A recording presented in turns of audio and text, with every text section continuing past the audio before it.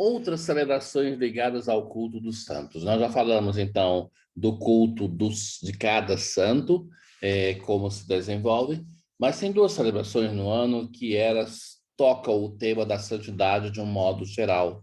Então, nos dedicamos a refletir agora sobre elas. No decorrer do ano litúrgico, são encontradas duas celebrações ligadas de algum modo ao culto dos santos. Se trata da solenidade de Todos os Santos, 1º de novembro, ou no domingo mais próximo, no Brasil é transferido para o domingo, e a comemoração de todos os fiéis defuntos, 2 de novembro. Pessoalmente, eu gostaria mais de ver essas celebrações que são transferidas para o domingo no seu dia respectivo. Então, tem um problema sério que é a questão de ser festa de guarda, muitas delas, e se transfere para o domingo. Porque assim os fiéis, cumprindo o dever dominical, cumprem por tabela o dia da festa de guarda. Essas celebrações, na história da igreja, são tão ligadas, muitas delas, ao dia específico, que, repito, preferiria eu, ainda que acolhendo aquilo que diz a igreja, está lá no calendário, eu cumpro aquilo que está, mas eu gostaria de ver a Assunção de Maria celebrada no dia 15, porque a tradição antiga da igreja sempre celebrou dia 15. 1º de novembro, sempre dia 1º de novembro.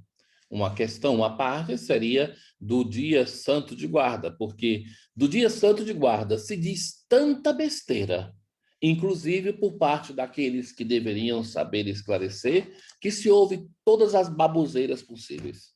Então, eu já encontrei pessoas desesperadas no confessionário porque não participou da missa do dia 12 de outubro, porque é dia santo de guarda. Não é. Não é. Outra pessoa nesses dias me dizia que busca ter uma vida correta diante da igreja e que o confessor a alertava que ela tinha pecado gravemente porque faltou a missa da Sexta-feira Santa. Eu falei, minha filha, não pode ser um pecado mortal porque nem missa tem. Na verdade, não existe dias de guarda no tríduo pascal, só o domingo de Páscoa. Então, se os próprios formadores não conseguem entender o que é o dia santo de guarda, então eu abandonaria, de certo modo, a luta para priorizar a data. Isso dito, não cabe a mim, não caberá decidir sobre isso, mas somente um desabafo que se pode permitir um docente. Na primeira, a solenidade de Todos os Santos, a igreja celebra com alegria, em uma única festa, os mistérios e a glória de todos os santos, para que, pela comum intercessão de tantos dos nossos irmãos, seja possível também ao homem chegar à plenitude do amor do Pai, fonte de toda santidade admirável em todos os seus santos, e passar assim da mesa eucarística que nos sustenta na peregrinação terrestre ao festivo banquete do céu.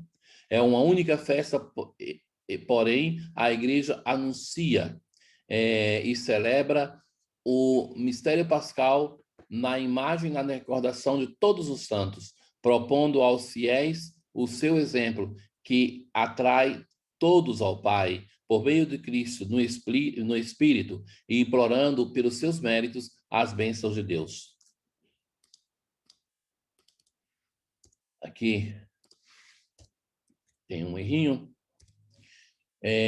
Os textos são assim, quanto mais você lê, mais erros você encontra. Então, por isso, no Senhor, de fato, nele, morto e ressuscitado, para a nossa salvação, encontram plena luz os exemplos de fé que marcaram estes 2000 anos de nossa história de salvação. Pela fé, homens e mulheres consagraram a sua vida a Cristo, deixando tudo para viver em simplicidade evangélica, a obediência, a pobreza e a castidade, sinais concretos de quem aguarda o Senhor, que não tarda a vir. Pela fé, muitos cristãos se fizeram promotores de uma ação em prol da justiça para tornar palpável a palavra do Senhor, que veio anunciar a libertação da opressão e um ano de graça para todos. Pela fé, no decurso dos séculos, Homens e mulheres de todas as idades, cujo nome está escrito no livro da vida, confessaram a beleza de seguir o Senhor Jesus nos lugares onde eram chamados a dar testemunho do seu ser cristão. Na família, na profissão, na vida pública, no exercício dos carismas e ministérios a que foram chamados. Então, de Bento XVI, Porta Fidei. A solenidade de todos os santos convida, além disso, a meditar sobre a santidade da Igreja. Esta, de fato, é santa em virtude daquele que a gerou. Cristo a amou como sua esposa e se deu a si mesmo por ela, para santificá-la. Portanto, todos na Igreja são chamados à santidade. E a liturgia é a via para a santidade por excelência, porque é o lugar do encontro entre os fiéis e o 3 vezes santo. Eu gostaria muito de voltar sobre essa ideia, a liturgia como fonte de santidade. A liturgia é a fonte por excelência de santidade e de espiritualidade. Entender essa dinâmica que é a proposta do concílio, que resgata aquilo que é os primórdios da nossa igreja, é que, na verdade, muitos, inclusive pessoas consagradas, ordenadas na igreja, não veem a liturgia como uma fonte de espiritualidade. Nos bastaria, caríssimos, um percurso litúrgico cotidiano da celebração da Eucaristia, da celebração das horas canônicas, para estarmos imersos na palavra de Deus, na tradição, em uma fonte de espiritualidade. Para muitos ainda, se o povo simples, quando você pergunta assim no confessionário, como é a tua vida de oração? Aí eles falam assim, eu rezo o rosário, de vez em quando eu faço adoração, faço via sacra. Aí não é citada a missa. Aí eu falo assim, mas você não participa da missa, não? Frei, todo dia? Mas não cita. Por quê? Porque a liturgia não é compreendida por muitos como uma dimensão espiritual, e é não só espiritualidade, mas é a forma essencial de espiritualidade. Revalorizar a dimensão litúrgica seria um modo para, falando para um grupo que a maioria são pessoas que já têm ou terão a obrigação da liturgia das horas, que é o tema da segunda parte do curso, seria um modo de apaziguar o nosso espírito, de ver que estamos em uma forma de espiritualidade quando rezamos a oração da igreja, e não só a forma de espiritualidade por excelência. Mas o convite dessa festa é também escatológico. A igreja terrena é chamada, de fato, a pregustar na liturgia, pois festejamos hoje a cidade do céu, a Jerusalém do alto, nossa mãe, onde nossos irmãos, os santos, vos cercam e cantam eternamente o vosso louvor. Uma coisa que me dá um certo dissabor quando eu vejo os textos dos livros litúrgicos brasileiros, me parece que no Novo Missal isso foi mais cuidado, é o modo como a tradução tantas vezes criou um texto novo, sem uma fidelidade literária ao texto do velho sacramentário ou da editio típica. Eu gostaria mais de uma certa fidelidade. Eu dou assim alguns exemplos que são assim, dar o exemplo não é uma forma de dizer não façam isso. Fazemos, mesmo sabendo que tem uma infidelidade ao texto original, mas tem uma aprovação da igreja. Os textos, as traduções são aprovadas pela igreja. Mas, por exemplo, dizer assim, ele está no meio de nós como a resposta ao Senhor esteja convosco, que em todas as línguas é a resposta e com o teu espírito, eu gostaria muito mais de ter uma liturgia que fosse fiel à edição típica. Então, isso acontece em muitos textos. A nova edição do Missal ela vai buscar resgatar em muitas das coisas aquilo que é a tradução, o texto da editio típica. Por exemplo, de voltar pelo século dos séculos ao por Cristo, ao glória ao Pai. Então, dizer assim racionalmente que dizer como era no princípio, agora e sempre, amém, racionalmente equivale a pelos séculos dos séculos. Mas tem um problema aqui que é o texto eucológico é um texto poético e a poesia ela não se preocupa em redundar as palavras, em exagerar, porque diante da pessoa amada, a experiência de amor faz com que nós multipliquemos as palavras, porque nos faltam palavras para transmitir o que sentimos. Então, o texto ecológico ele tende a ser assim. Mas o convite dessa festa é também escatológico. A igreja terrena é chamada, de fato, a pregustar na liturgia, pois festejamos hoje a cidade do céu. Então, isso já dizíamos antes. Também, na comemoração de todos os fiéis defuntos, a igreja anuncia a ressurreição de Cristo e insiste na dimensão escatológica da liturgia. A liturgia que nós celebramos aqui sobre a terra, de fato, é definida pela provisoriedade que olha a eternidade da liturgia celeste, a qual convida propriamente para a recordação dos nossos caros defuntos. Uma recordação que não caracteriza somente o 2 de novembro. A cada vez, de fato, que a Eucaristia é celebrada, nas intenções da oração eucarística se faz referência propriamente aos irmãos que adormeceram na esperança da ressurreição. E, logo depois, menciona a Virgem Maria, os apóstolos e todos os santos. Da liturgia, de fato, não é envolvida somente a igreja terrena, mas na comunhão dos santos, também a igreja celeste, que, unida a esta, celebra o seu Senhor.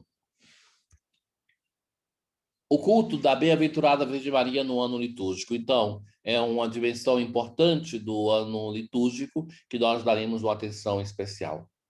No contexto do santoral, grande importância adquiriram as festas dedicadas à Bem-aventurada Virgem Maria. E no capítulo 5, consagrado ao ano litúrgico, Sacrosanto Concílio nos explicam os motivos. Na celebração deste ciclo anual dos mistérios de Cristo, a Santa Igreja venera com especial amor, porque indissoluvelmente unida à obra da salvação do seu Filho, a bem-aventurada Virgem Maria, Mãe de Deus, em quem vê e exalta o mais excelso fruto da redenção, em quem contempla, qual imagem puríssima, o que ela, toda ela, com alegria deseja e espera ser.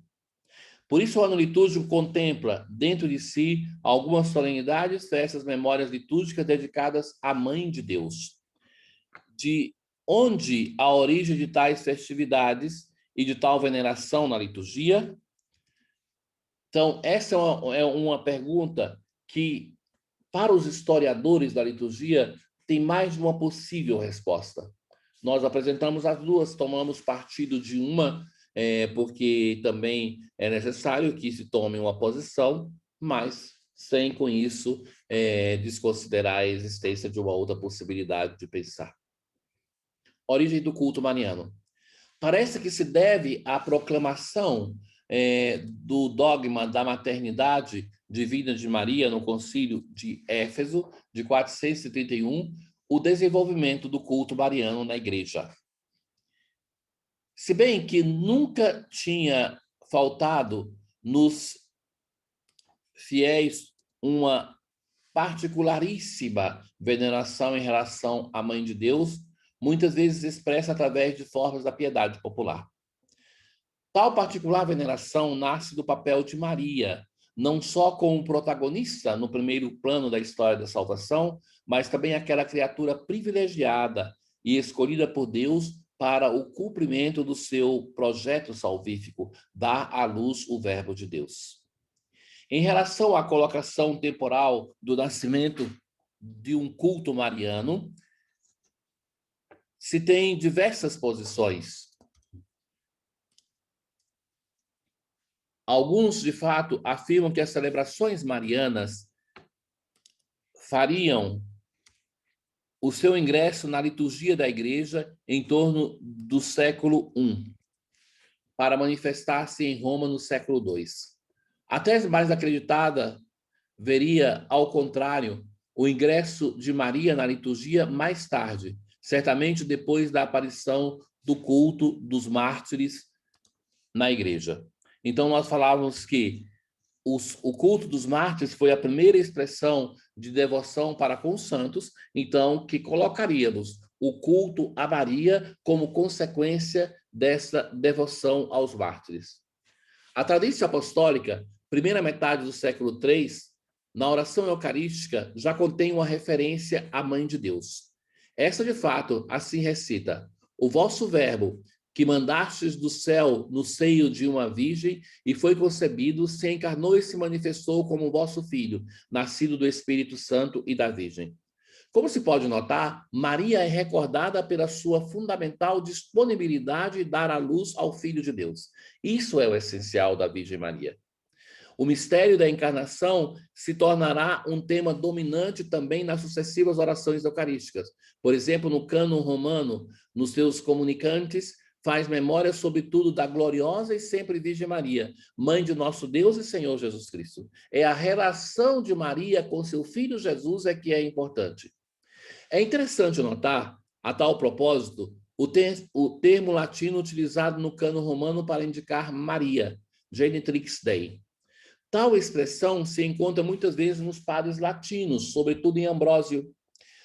A sua inclusão no cânon remontaria ao tempo anterior a São Leão Magno, datada esta oração eucarística.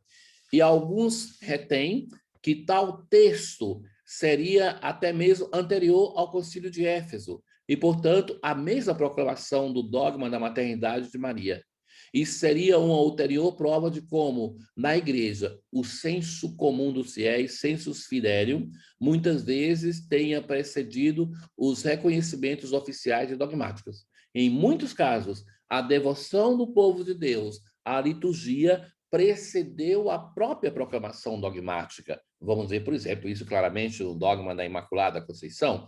Então, o que estamos dizendo é que, primeiro tem um culto dos mártires, depois nasce também e se consolida o culto à Beata Virgem Maria, e é sobretudo a dimensão da sua maternidade divina que vai chamar a atenção, que vai ser o motivo da devoção, e que isso depois aparece primeiramente na liturgia e depois na dogmática. Uma importante evidenciação merece a famosa antífona mariana, Subtum Presidium, que remonta ao século III. A vossa proteção recorremos. E é considerada como a mais antiga invocação dirigida a Maria. No momento devocional aqui do santuário, a Virgem Maria, na quarta-feira, eu coloquei esta oração por isso, porque é a mais antiga oração que se conhece a Virgem Maria. Redigida em língua grega, mas chegada a nós em um papiro egípcio. Deve a sua importância principalmente ao termo utilizado para definir a divina maternidade de Maria, Theotokos. Junto a esta antiquíssima oração, recordamos o hino Acátistos, composto em torno à segunda metade do século V e os primeiros anos do VI, próprio da liturgia grega antiga. Esse celebra o mistério da maternidade de Maria. Se apresenta subdividido em 24 estrofes, por sua vez subdividido em duas partes. As primeiras, mais narrativas, recolhem as primeiras 12 estrofes e se refere à infância de Jesus. A segunda parte, constituída pelas restantes estrofes, apresenta um caráter mais dogmático mariológico. Belíssimo esse hino, belíssimo. É uma estrutura possível de ser usada, por exemplo, para a novena Imaculada. Da Imaculada. Eu vi isso em muitas comunidades na Itália. É belíssimo esse hino. Ligado ao dogma da maternidade de Maria é a festa de 15 de agosto, nascida, em princípio, como festa da memória de Santa Maria, e relida depois como festa do Dies Natalis, da Virgem Maria, chamada Koimesis, em grego, e Dormitio em latino. Essa dormição, estejam atentos a isso, porque o dogma da Assunção não diz se Maria morreu ou não, transcorridos os seus dias sobre a terra. E a igreja ali deixa a possibilidade de se falar em morte ou em dormição. Não é uma heresia falar que Maria morreu. Pessoalmente, eu sou do parecer que a Virgem Maria passou pela experiência de morte como Jesus passou. Então, quando se fala de dormício, não é uma negação da possibilidade de morte, porque a morte é, nos textos antigos, chamada também de dormição. Ao privilégio de ser mãe de Deus, a Maria se acrescenta a honra de compartilhar com o Filho também a sua Páscoa, na sua assunção ao céu, tanto que a Igreja celebra tal evento através de uma festa litúrgica. Provavelmente nascida em Jerusalém, pelo menos logo depois da proclamação do dogma de Éfeso. Tal festa encontra suas raízes na tradição de Jerusalém, sustentada também de uma ampla literatura apócrifa sobre o trânsito de Maria. Ao final do século V, esta festa será celebrada em Jerusalém como festa dormítio da Mãe de Deus, para depois se tornar universal e obrigatória com o nome de Assuntio, ou Assunção. Em Jerusalém tem uma belíssima igreja, é muito profunda, é interessante, perto da região do Getsemane, tem essa igreja ortodoxa dedicada à dormição de Maria, Coimeses. E então ela é muito funda e você vai descendo aonde tem aquele que é considerado o túmulo da Virgem Maria. As mais antigas festividades marianas encontram sua origem no Oriente, para depois transferir-se deste modo para o Ocidente e serem acolhidas com grandes dificuldades também em Roma. Roma era sempre muito orgulhosa da sua tradição, não queria coisa que viesse de outros lugares. Dois foram os motivos pelos quais isso aconteceu, de mais festas no Oriente que no Ocidente. Primeiro, as tradições nascidas em Jerusalém no século V e VI e ligadas seja a eventos bíblicos, seja à pessoa da própria Maria, especialmente no mistério da encarnação. Segundo, os evangelhos apócrifos, que muitas vezes mantiveram tradições e notícias não emergentes dos textos canônicos. Atenção! Se vocês têm um preconceito para com esses evangelhos, deixem de lado, porque eles nos transmitem uma fé da igreja sobre alguns aspectos e depois a informação de coisas que não estão nos evangelhos. Naturalmente, por alguns tantos aspectos que são fantasiosos, não estão entre os livros canônicos, mas não é que todos são de jogar fora. Aliás, é uma bela leitura de se fazer. É belo ler toda a Bíblia, eu acredito assim, no tempo da teologia, façam essa experiência. Não deixe para depois, porque senão não vai ser feita. Tomem toda a Bíblia. Eu fiz essa experiência na casa lá em Campo Sampiero e comecei lendo a Bíblia em 6 meses com o povo de Deus. Aí depois vi que era muito pesado, nós passamos a 9 meses, depois passamos a 1 ano. Começávamos por causa daquilo que fez o Papa, passou do Brasil para todo mundo, o mês da Bíblia. Então, começávamos no último domingo de setembro e terminávamos no último sábado de setembro. Então, 1 ano para ler toda a Bíblia.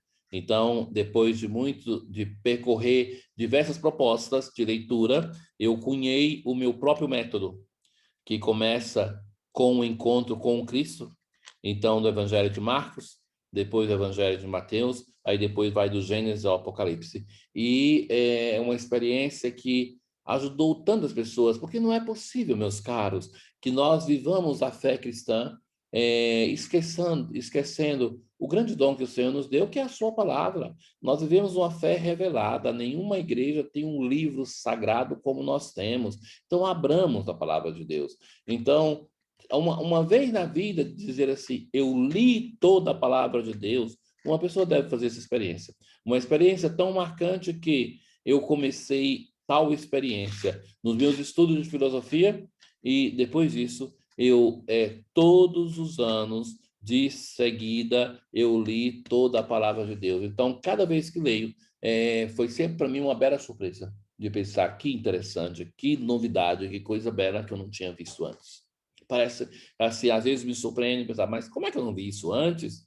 Leiam, façam isso. O culto mariano no Ocidente. A maior parte das festividades marianas, nascidas no Oriente, serão acolhidas no Ocidente no século VII, graças à imigração de um grande grupo de monges orientais. Ora, quando os monges são perseguidos, eles migram para o Ocidente, sobretudo a Itália, e trazem com eles, então, diversas imagens. Por exemplo, se crê que a cruz de São Damião, que fala a São Francisco, é uma imagem assim, que foi trazida por esses monges na migração. E assim também muitos santuários que estão na Europa Ocidental decorrem dessa migração. Mesmo que o Ocidente seja tributário, portanto, pelo menos nos inícios, do culto mariano proveniente do Oriente, a partir do século XI começou a haver o surgimento de festividades próprias endereçadas à Mãe de Deus. Na realidade, se trata, sobretudo, de festividades originantes dos cultos locais ou, de todo modo, de perspectivas um tanto subjetivas, desprovidas de referências histórico-bíblicas ou de um contexto cristológico. Isso ficou muito evidente quando começou a aparecer um verdadeiro e próprio ciclo mariano, independentemente do ciclo cristológico, e que viu a Virgem Maria celebrada na sua singularidade, por suas virtudes e seus privilégios, mais que pela sua relação com o Filho. Iniciaram a constituir-se formulários de missas e ofícios de oração para a veneração das supostas relíquias, com a oficialização também das devoções particulares ou aparições e revelações privadas. Passou-se, portanto, da sobriedade do culto mariano dos primeiros séculos a um complexo multiplicar-se de festas e devoções em honra a Nossa Senhora. A essas foram dedicadas ainda as assim chamadas festas de ideias e devocionais, originárias da piedade popular e que foram muito além da doutrina da mesma igreja. Além disso, alguns meses adquiriram o caráter de meses marianos, quais, por exemplo, os meses de maio e de outubro, a lei do dia de sábado. O dia de sábado é uma tradição própria franciscana, que depois passa também para toda a igreja. Outras festividades marianas devem a sua origem ao culto dirigido à Virgem Maria em algumas ordens. Então, entre essas, recordamos a festa de Nossa Senhora do Carmo, carmelitas, a festa de Nossa Senhora do Rosário, dominicanos, a festa da Nossa Senhora das Dores, servos de Maria, a festa de Nossa Senhora das Mercês, os mercedários. Em 1683, foi introduzido no calendário também a festa do Santíssimo Nome da Bem-aventurada Virgem Maria.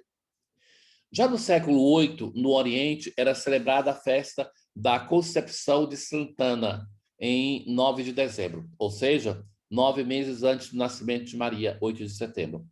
Tal festa chegará em muitos países da Europa, onde o acento foi posto principalmente na Concepção Imaculada de Maria. Até um grande devoto de Maria, como Bernardo de Claraval, se pronunciou contra uma tal festa, porque, segundo ele, todos os homens, e portanto também Maria, deveriam ser libertados do pecado original. Essa é a posição também de São Tomás de Aquino. Somente quando, em torno a 1330, principalmente por obra do teólogo franciscano Duns Scoto, a Imaculada Conceição foi vista como redenção preventiva de Maria, as objeções teológicas foram diminuindo.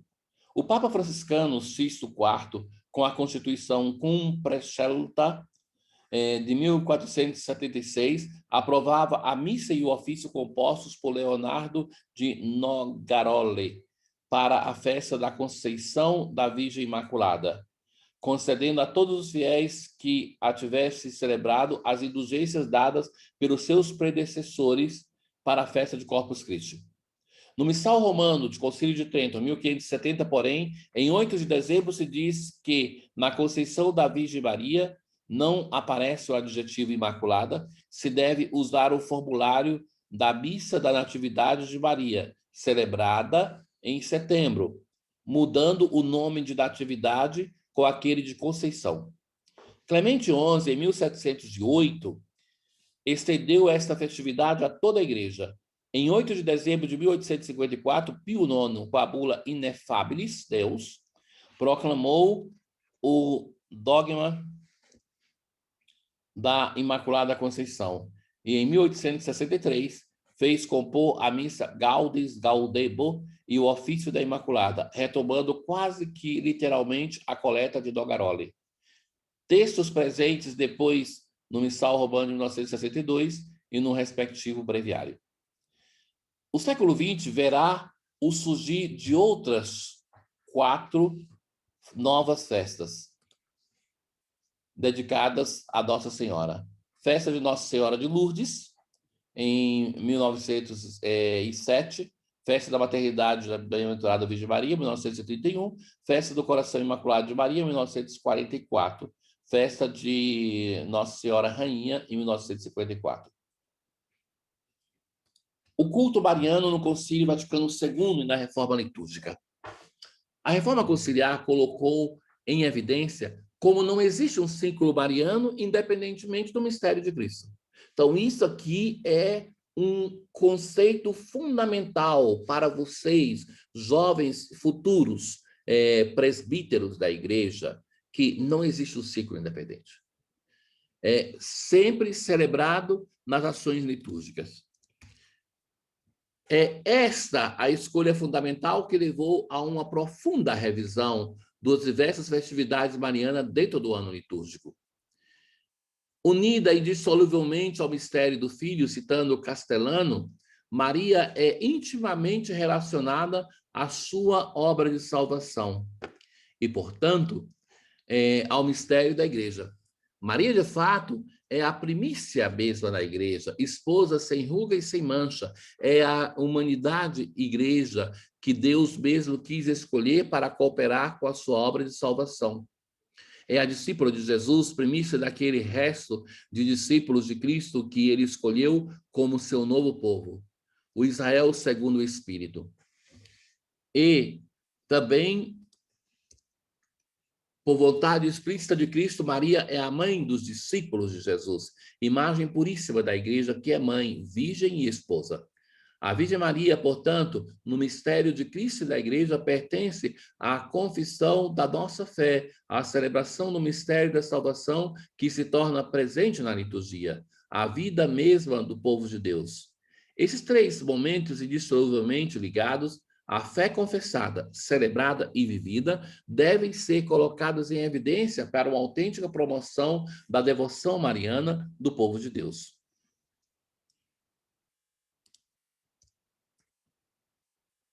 A partir de tal aquisição, vem, antes de tudo, consideradas aquelas celebrações, solenidades ou festas que comemoram eventos salvíficos, nos quais Maria é protagonista, extremamente associada ao Filho Jesus no mistério da encarnação e redenção. Ou seja, no quadro das festas marianas, nós temos solenidades, festas e memórias. As solenidades e as festas, elas são eventos que são profundamente ligados à pessoa de Cristo. Por isso, vale para todo mundo. Um segundo grupo de celebrações, as memórias obrigatórias, comemoram aspectos particulares do mistério da vida de Maria e consagraram algumas das grandes devoções marianas transmitidas pela tradição. Entre as memórias facultativas são, ao contrário, inseridas aquelas celebrações que comemoram devoções marianas nascidas e desenvolvidas no seio de algumas ordens religiosas e em algumas celebrações dos santuários marianos, como visto precedentemente. Ou seja, o critério para distinguir se é uma solenidade ou uma festa, uma memória facultativa ou memória obrigatória são esses. Que aquilo que celebra a relação de Maria com Cristo é solenidade ou festa. Aquilo que celebra um aspecto particular do mistério de Maria, que vale para todos, é uma memória obrigatória, e aquilo que é ligado a uma devoção de um santuário, de uma ordem religiosa, então são memórias facultativas. A ação de Maria na celebração litúrgica pode ser expressada através de 2 termos ricos de consequências teológicas, pastorais e espirituais: presença e exemplaridade. Maria se torna presente na igreja, de fato, como fazem notar também a introdução da Collectio Missarum Beata Virgine Mariae, no número 12, propriamente através da liturgia, que a recorda no Evangelho, na mesma oração eucarística, nas diversas outras orações, mas de maneira ainda mais importante das diversas memórias, festas, solenidades que a veem protagonista, com o filho da história salutes do pai. A tal propósito, entre as diversas escolhas levadas adiante pela redação do calendário romano geral de 1969, recordamos a maior relação entre Maria e o mistério da encarnação, tornada possível inserindo preferencialmente a presença de Maria no tempo do Advento Natal. Basta pensar nos textos do quarto domingo do Advento, ou aos que já falamos isso quando falávamos do Advento, ou aos formulários feriais de 17 a 24 de dezembro. Não se esqueça da festa da Imaculada Conceição, que cai próprio no tempo do Advento, além da retomada da solenidade de Maria Santíssima Mãe de Deus, celebrada em 1º de janeiro. Em relação ao Oriente, a liturgia romana adverte a falta da presença de Maria no tempo da Páscoa. Nós não temos essa presença, como no Oriente é muito marcada. A exemplaridade de Maria em relação à Igreja, que celebra os divinos mistérios, é ainda retomada pelas Colectio Missarum Beata Virgem Maria, no número 17, que assim diz. A exemplaridade da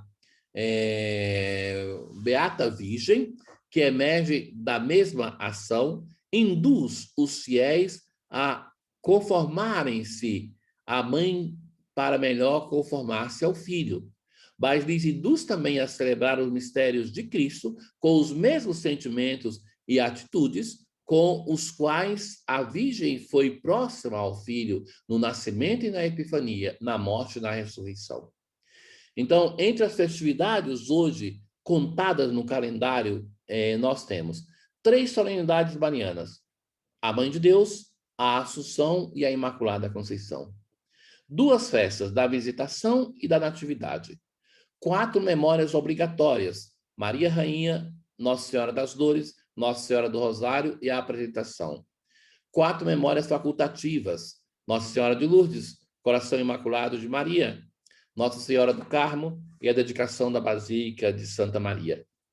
Na 3ª edição no Missal Romano, que a CNBB terminou a tradução, mas não publicou porque não teve uma assembleia presencial, espera-se por essa assembleia para votação, são encontradas algumas novidades em relação à Bem-aventurada Virgem Maria.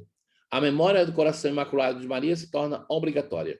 O inserimento de 2 ulteriores memórias facultativas, Nossa Senhora de Fátima e Santíssimo Nome de Maria, que tinha sido retirada em 1969, e em seguida também a memória facultativa de Nossa Senhora de Guadalupe.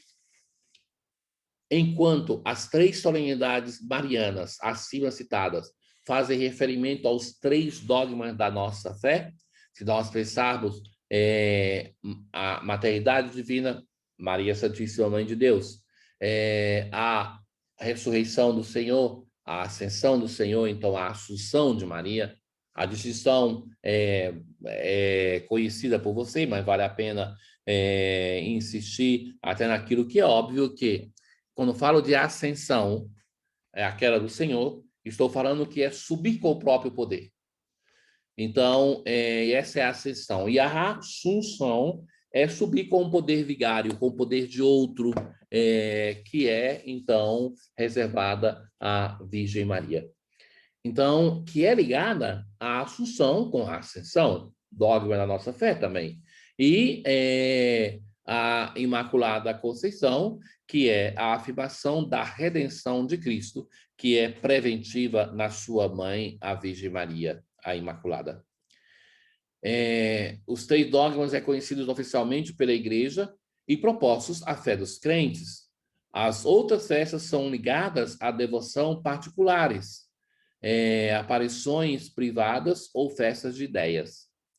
Em 1987, foi publicada a Colectio Missarum Beata Virgem Maria, que recolhe diversos formulários para celebrações votivas em honra a Nossa Senhora. Isso é uma coletânea belíssima de missas a Nossa Senhora, e que são muito interessantes, porque é uma verdadeira catequese sobre o local da Virgem Maria na igreja. Textos que podem ser utilizados para as férias, para as missas feriais, para aqueles dias que tem uma possibilidade no calendário, porque não se celebra nenhuma solenidade, nenhuma festa, nenhuma memória obrigatória. Então, eu tenho muita simpatia com esses textos para celebrar, por exemplo, a memória de Santa Maria no sábado. Irmãos caríssimos, é esse o percurso, então, que nós fizemos do ano litúrgico. A partir do nosso próximo encontro, naquilo que falta no nosso curso, são alguns poucos encontros, nós vamos refletir sobre a liturgia das horas. Com uma atenção que lhes peço que, quando eu fiz o plano de curso, eu tinha preparado, já que aquilo que acontece normalmente em todo e qualquer instituto, ao final do semestre se procura os professores para o novo semestre. Então, para mim, também essa era a primeira vez que percorria esses temas desse semestre. Então, a parte segunda, eu não tinha preparado. Então, os títulos que vocês têm lá no plano de curso, desconsiderem, porque eu vou percorrer a liturgia das horas com um critério diferente, não que seja o mais cômodo para mim. O mais cômodo é aquele que vocês receberam, mas o critério daquilo que buscaremos fazer um caminho de conversão em relação à liturgia das horas, eu e vocês. Então, já que grande parte de nós já tem que rezar a liturgia das horas, ou cada vez mais com os compromissos que o ministério ou as fórmulas de consagração, a profissão solene, o diaconato, nos colocará, um dos compromissos por excelência é a recitação, a oração de toda a liturgia das horas. Então, vamos buscar redescobrir o valor disso para aqueles que têm que rezar. E para aqueles que não têm que rezar como obrigação canônica, descobrir o valor como forma de espiritualidade, como forma de união com o Senhor. Então, lhes peço que não considere os títulos dos últimos capítulos, que nós iremos refletir sobre a temática, a liturgia das horas, a partir de uma outra perspectiva. Então, muitíssimo obrigado. Essa aula vai terminar de modo abreviado, porque esse pode ser bonzinho de vez em quando. Então, 2 minutos de antecipação. Glória ao Pai, ao Filho e ao Espírito Santo, como era no princípio, agora e sempre. Amém.